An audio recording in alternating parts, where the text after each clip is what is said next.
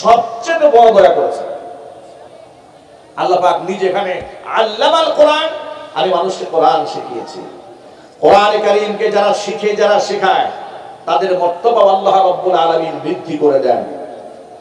যারা কোরআনে কারীমের ধারক হয়, বাহক হয়, হামিলুল কোরআন হয়, তাদের আকাশচুম্বী মর্যাদা আল্লাহ পাক বাড়ায় দেন। আমিন। নবী করিম সাল্লাল্লাহু আলাইহি সাল্লাম বলেছেন, হাদিসটা বুখারীতে এসেছে, হুজুর বলেন, আল মাহিরু বিল কুরআনি মা'আস সাফারাতিল কিরামিল বাররা। এই পৃথিবীতে যারা দক্ষতার সাথে, যোগ্যতার সাথে কোরআনে কারীম তেলাওয়াত করতে জানে, ওই সমস্ত ব্যক্তিদের মর্যাদা নৈকট্যপ্রাপ্ত ফেরেশতা তুল্য হয়ে যায়। ওয়াল্লাযী ইয়াকরাউল কুরআনা, আর যারা কোরআনে কারীমের তেলাওয়াত করে, ওয়ায়াতাতাউ, কোরআন পড়তে কষ্ট হয়, ধাক্কায় ধাক্কায় ঠেলে ঠেলে কোরআন তেলাওয়াত করে, কিন্তু তেলাওয়াত বন্ধ করে না, এবং কি তার জন্য তেলাওয়াত করতে বড় কষ্ট হয়। ওয়া হুয়া শাকুন আলাইহি, কষ্ট হয়, এরপর বান্দা কোরআন তেলাওয়াত বন্ধ করে না। নবী করিম সাল্লাল্লাহু আলাইহি ওয়াসাল্লাম বলেছেন, লাহু আজরান, আল্লাহ পাক বান্দা বান্দির নাম আমলনামায় ডাবল সওয়াব লিখে দেন। এজন্য কোরআনে কারীম যারা শিখে, যারা শেখায়, তাদের মর্তবা অনেক বেশি। রাসূল পাক সাল্লাল্লাহু আলাইহি ওয়াসাল্লাম বলেছেন, খায়রুকুম মান তাআল্লামাল কুরআনা ওয়া আল্লামা, তোমাদের মধ্যে সর্বশ্রেষ্ঠ সেই ব্যক্তি, যে ব্যক্তি নিজে কোরআন শেখে, অপরকে কোরআনে কারীম শিক্ষা দেয়। এই যে আল্লাহ পাক মানুষকে কোরআন শিখিয়ে দয়া করলেন, এই পৃথিবীতে যারা কোরআনের শিক্ষক ছিলেন, পৃথিবীর প্রথম সারির মুআল্লিম যারা ছিলেন, তাদের মর্তবা, তাদের মর্যাদা আল্লাহ পাক এতটা উপরে উঠিয়ে দিয়েছেন। বিখ্যাত সাহাবী উবাই ইবনে কাব রাদিয়াল্লাহু তাআলা আনহু, যিনি কাতেবে ওহী ছিলেন, কোরআনে কারীমের আয়াত যখন নাযিল হতো, তিনি সেটা নিজ হাতে লিখে সংরক্ষণ করতেন। নাম হচ্ছে উবাই ইবনে কাব রাদিয়াল্লাহু তাআলা আনহু। উবাই ইবনে কাব রাদিয়াল্লাহু তাআলা আনহুকে আল্লাহর নবী ডেকে বলছেন, এ উবাই, আল্লাহ পাক আমাকে হুকুম করেছে আমি যেন তোমাকে সূরা বাইয়িনা তেলাওয়াত করে শোনাই। উবাই ইবনে কাব রাদিয়াল্লাহু তাআলা আনহু অবাক হয়ে গেলেন।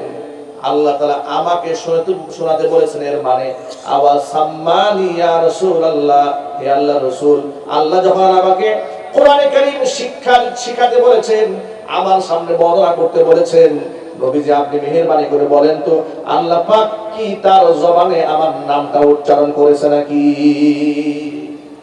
আওয়া সাম্মানি, আল্লাহকে আমার নাম উচ্চারণ করেছেন? রাসূল বলেন, হ্যাঁ উবাই, আল্লাহ তোমার নাম ধরে বলেছেন আমি যেন তোমার কোরআন শেখাই। জোরে বল সুবহানাল্লাহ। আল্লাহর জবানে উবাই ইবনে কাব রাদিয়াল্লাহু তাআলা আনহুর নাম উচ্চারিত হয়েছে। কেন উচ্চারিত হয়েছে? কারণ তিনি কোরআন শরীফের শিক্ষক ছিলেন। আপনারা আমার সামনে যারা বসে আছেন, আপনাদের জ্ঞাতার্থে বলতে চাই, আল্লাহ যে কোরআন শরীফে বললেন, আর রহমান ও আল্লামাল কোরআন, আমার দয়ার সবচেয়ে বড় দয়া এটা যে বান্দাকে আমি কোরআন শিখিয়েছি।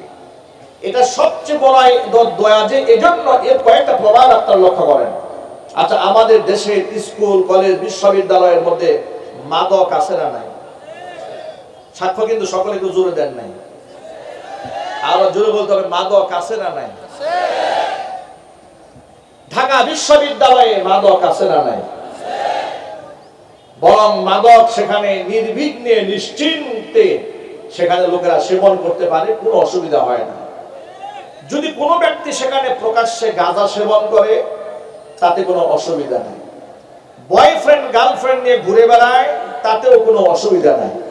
কিন্তু অসুবিধা ছিল, বিশ্ববিদ্যালয়ে কোনো ছেলে যদি মুখের মধ্যে দাড়ি রেখে, মাথায় টুপি দিয়ে সঠিক সময় জামাতে নামাজ আদায় করেছে, তার পেছনে গোয়েন্দা লাগিয়ে দেওয়া হয়েছে, রয়ের এজেন্টদেরকে লাগিয়ে দেওয়া হতো তার মৌলবাদ আখ্যা দেওয়ার জন্য।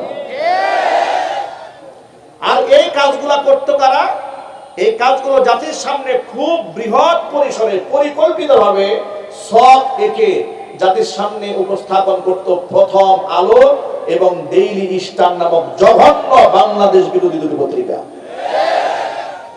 আমি আপনাদেরকে বলবো, এই প্রথম আলো এবং ডেইলি স্টার, এরা ডেইলি স্টার নয়, এরা হচ্ছে দিল্লি স্টার। প্রথম আলো নয়, এগুলা হচ্ছে প্রথম অন্ধকার। আমরা অন্তর্বর্তীকালীন সরকারকে ইদানিং দেখতে পাচ্ছি, তারা হঠাৎ করে প্রথম আলো ডেইলি স্টারের প্রতি খুব নমনীয়। আমার বুঝে আসে না, যারা স্বৈরাচারীকে তৈরি করলো, স্বৈরাচার তো পালালো, কিন্তু এখনো পর্যন্ত প্রথম আলো টিকে আছে কিসের জুড়ে? যদি বলেন খুঁটির জুড়ে টিকে আছে, তাহলে কথায় আছে ছাগল নাচে খুঁটির জুড়ে। যে খুঁটির জুড়ে ছাগলটা নাচে, সেই খুঁটিটা আগে তুলে ফেলতে হবে। আজকে গোটা বাংলাদেশের মানুষ প্রথম আলোর বিরুদ্ধে দাঁড়িয়েছে, ডেইলি স্টারের বিরুদ্ধে দাঁড়িয়েছে, কিন্তু প্রথম আলো আপন মহিমায় দাঁড়িয়ে আছে, যেন তাকে বলার কেউ নাই, তার বিরুদ্ধে কথা বলার কেউ নাই। আপনারা প্রথম আলো বাদ দিয়ে দেন, ডেইলি স্টার বাদ দিয়ে দেন, দৈনিক জঘন্য কণ্ঠ বাদ দিয়ে দেন, ৭১ বাদ দিয়ে দেন, এই সবগুলা পত্রিকা বাংলাদেশের স্বার্থ বিরোধী কাজ করে, কথা বলতে হবে ঠিক কিনা? এগুলো বাদ দিয়ে এই ডিসেম্বর মাসে বাংলাদেশের সর্বাধিক জনপ্রিয় পত্রিকা আমার দেশ প্রকাশিত হচ্ছে ইনশাআল্লাহ। বাংলাদেশের সিংহপুরুষ মাহমুদুর রহমান, আল্লাহ পাক যেন তার নেক হায়াত দারাজ করেন, জোরে করে আল্লাহুম্মা আমিন। আপনাদের কাছে তিনি একজন সাংবাদিক কিংবা সাহিত্যিক এতটুকু পরিচয় থাকতে পারে, আমার কাছে তার পরিচয়টা ভিন্ন। 2013 সালে শাপলা চত্বর তৈরি হয়েছিল। 2013 সালে গোটা বাংলাদেশের মানুষ একজন আলেমের নেতৃত্বে এক হয়েছিল। গোটা জাতিকে ঐক্যবদ্ধ করার পেছনে সবচেয়ে বড় ভূমিকা যে পত্রিকাটি পালন করেছিল, সেই পত্রিকার নাম হচ্ছে আমার দেশ পত্রিকা। আজকে সে আমার দেশ পত্রিকা এই ডিসেম্বর মাসে আবার নতুন করে বাংলাদেশে সাপ্লাই হতে যাচ্ছে।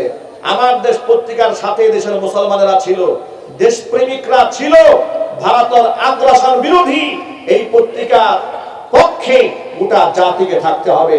আপনারা কি প্রস্তুত আছেন ইনশাআল্লাহ? কারা কারা আছেন হাত দেখতে চায়। আমার দেশ পত্রিকাকে গ্রহণ করবেন, ডেইলি স্টার এবং প্রথম আলোকে নিষিদ্ধ করে দেবেন, বলে না ইনশাআল্লাহ? হকারদেরকে বলে দেবেন তারা যেন আমার দেশ পত্রিকা বিতরণ করে, প্রথম আলো, ডেইলি স্টার এই ধরনের পত্রিকাগুলো এলাকার মধ্যে যেন না নিয়ে আসে, তাদেরকে বলবেন। আপনারা সাপোর্ট দিবেন তো ইনশাআল্লাহ? বলেন না ইনশাআল্লাহ? কেন দিবেন শোনেন।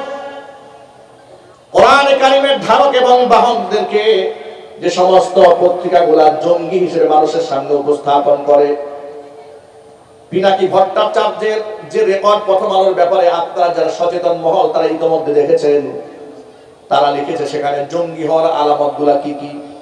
যদি একটা ছেলে নামাজ পড়ে ঠিক মতো, ইউনিভার্সিটিতে সঠিক সময় যায়, খুব ভালো রেজাল্ট করে, বাপ মার পকেট থেকে টাকা চুরি না করে, গান বাজনা না শোনে, তাহলে এটা হচ্ছে জঙ্গি হওয়ার প্রথম আলামত। জোরে বলেন নাউজুবিল্লাহ। পত্রিকার পাতায় জঙ্গি হওয়ার প্রথম আলামত হিসেবে যে এটা লিখেছে সে ইসলামের পরম বন্ধু। আপনারা যেভাবে আওয়াজ দেন মনে হচ্ছে খুব আতঙ্কে আছেন। যারা পত্রিকার ভাষায় এমন কথা লেখে যে নামাজ পড়লে সে হচ্ছে জঙ্গি, তারা কি মুসলমানদের বন্ধু? তারা কি মুসলমানদের শত্রু? এই শত্রুদের সাথে আমাদের কোনো আপোষ নেই, ঠিক কিনা জোরে বলে? মনে রাখবেন, আল হুব্বু ফিল্লাহ ওয়াল বুগযু ফিল্লাহ। কাউকে যদি আমরা ভালোবাসি আল্লাহর জন্যই ভালোবাসবো, কাউকে যদি আমরা ঘৃণা বলে প্রত্যাখ্যান করি সেটা আল্লাহর জন্য আমরা ঘৃণা বলে প্রত্যাখ্যান করব। আমরা কারো দালালি করি না, আমরা কোরআন এবং সুন্নাহর দালালি করি, ঠিক কিনা বলেন? কোরআন সুন্নাহর পক্ষে যারা কথা বলবে, যাদের অন্তরে দেশপ্রেম আছে, স্বাধীনতা সার্বভৌমত্বের পক্ষে যারা কথা বলবে, যারা লড়বে, আমরা তাদের পক্ষে লড়ে যাব ইনশাআল্লাহ। একটু ভালো করে ঠান্ডা মাথায় শোনেন।